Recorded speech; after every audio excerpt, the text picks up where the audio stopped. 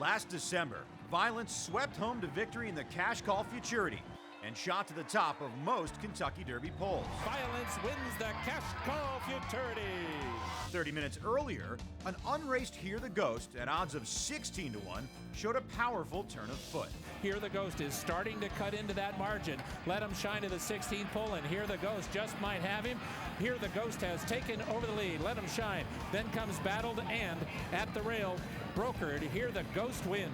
Jerry Hollendorfer's longtime assistant, Dan Ward, wasn't sure how his gelding would fare the first time the gates popped. Train slow, you know, because he's a slow worker, and there's some horses that have outworked him that you wouldn't even believe when I tell you who they are.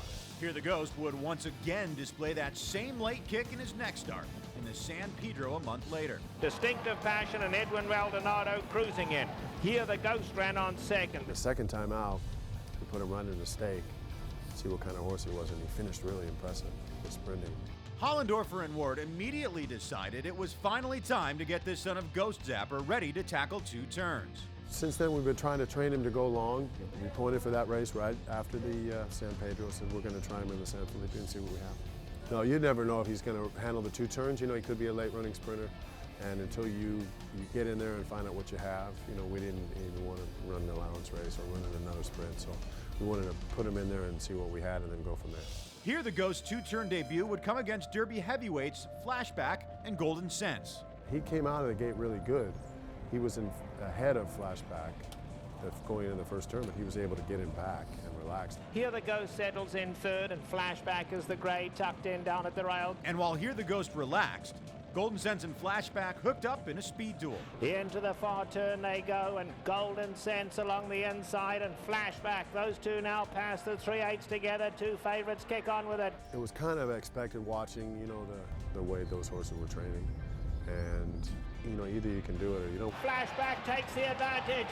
Flashback in front, Golden Sense running his heart out along the inside. 'Tis a Minister coming like a rocket on the outside. And Hear the Ghost flying. Hear the Ghost, 'tis a Minister coming flying.